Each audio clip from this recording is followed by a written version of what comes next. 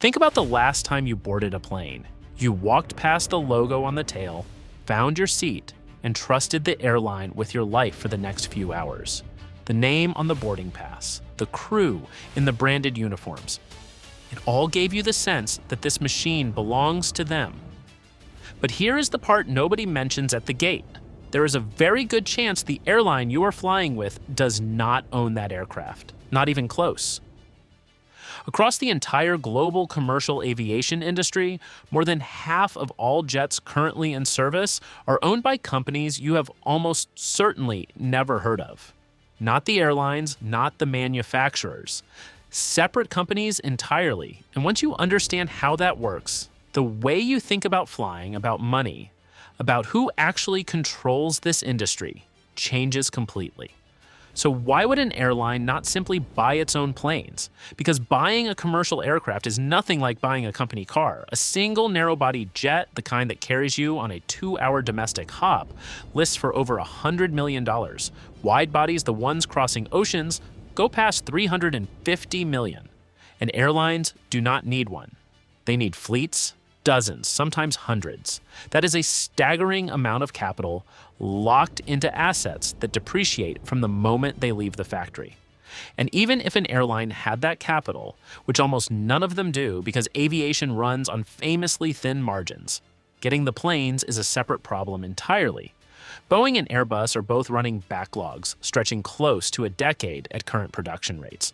If you called today and asked for 50 jets, they would say come back in the mid-2030s.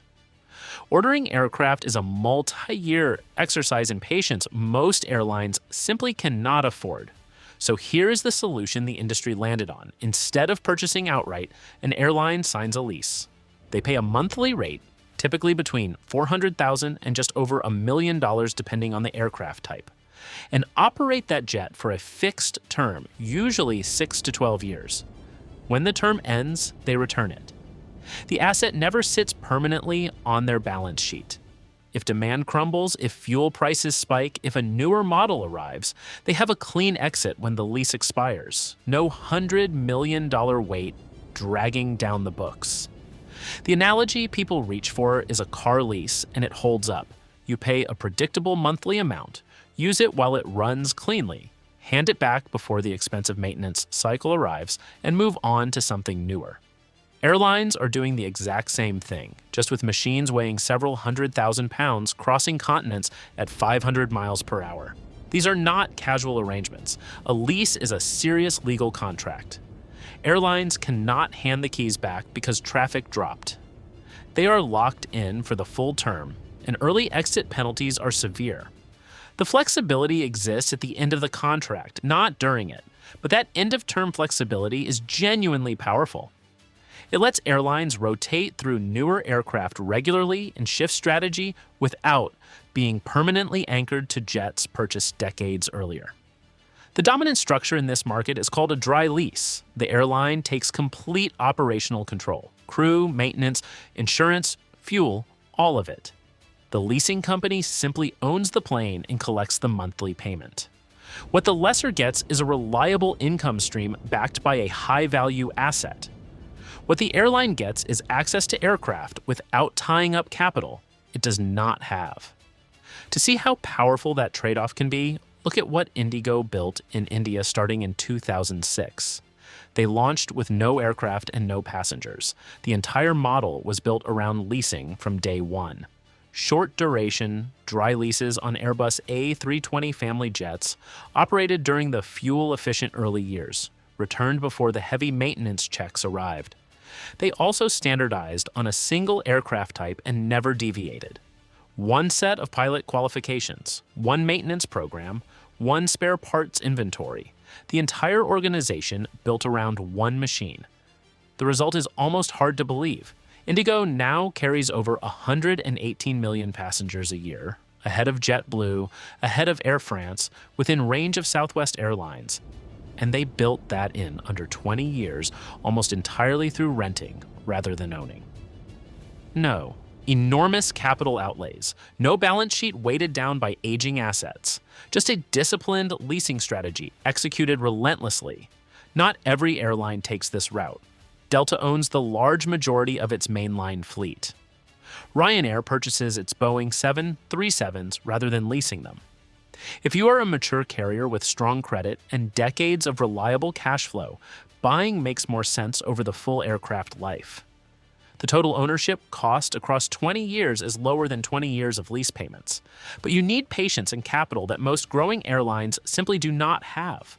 So most major carriers end up in the middle, owning some, leasing the rest, adjusting the ratio as circumstances change, which raises the central question. If hundreds of airlines worldwide are leasing rather than buying, who actually owns all these planes? The industry traces back to 1973, when a company called ILFC began placing commercial jets with carriers in what was then an obscure corner of aviation finance. Government controls kept competition limited and creative financing largely unnecessary. Then deregulation hit in 1978. Price controls disappeared. Route restrictions lifted. Competition exploded. Airlines needed a faster, more flexible way to access aircraft, and leasing filled that gap immediately. The companies that moved into that space grew into some of the most powerful financial entities in the entire industry. Today, the scale is genuinely staggering. AerCap, the largest aircraft lessor on the planet, owns roughly 1,500 commercial jets. Including managed assets and current orders, their portfolio covers over 3,500 planes, engines, and helicopters. That is a larger fleet than any airline on Earth. Not Delta, not United, not Emirates. A company most passengers have never encountered controls more aircraft than all of them. Then there is Avalon, with over 1,000 jets serving more than 140 airlines. SMBC Aviation Capital, Carlyle Aviation Partners, BOC Aviation. Names meaning nothing to the average traveler, but collectively accounting for hundreds of billions in aircraft assets, entirely invisible to anyone who flies. And almost all of them operate out of the same city. 14 of the world's 15 largest aircraft lessors have significant operations in Ireland. Around half of every commercial jet currently on lease anywhere on the planet flows through one country. This is not a coincidence. Ireland made itself deliberately attractive to this industry, and the reasons come down to three things. Taxes first.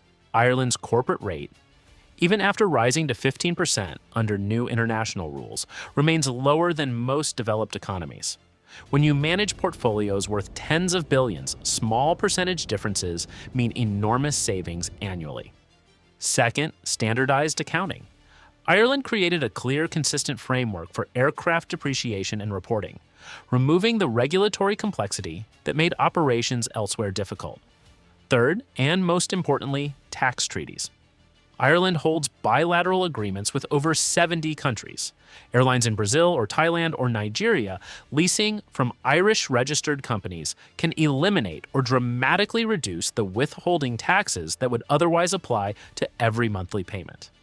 Without those agreements, carriers could owe up to 30% extra on top of the lease rate as a cross-border tax. On a $400,000 monthly payment, that is potentially over $100,000 in added cost every single month. Ireland's network cuts that almost entirely. The industry followed the incentives, and every incentive pointed to Dublin. Now, what happens when something goes wrong? Nearly every commercial aircraft carries 2 layers of insurance. Hull coverage protects the physical value of the plane. Liability coverage responds to passenger claims.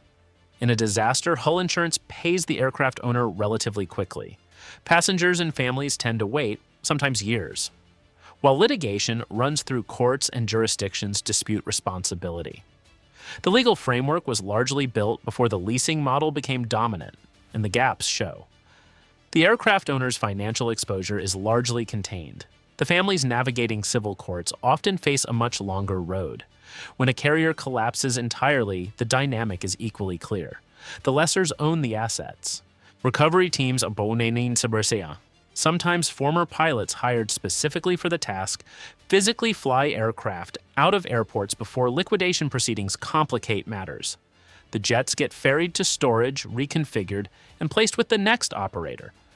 Aircraft outlive airlines. That logic played out on a geopolitical scale when Western sanctions hit Russia after the Ukraine invasion in early 2022. Lessors had roughly 30 days to terminate lease agreements. Over 500 Western-owned jets, worth close to $10 billion, were stranded inside the country. Russian carriers refused to return them. The cases are still grinding through international courts today.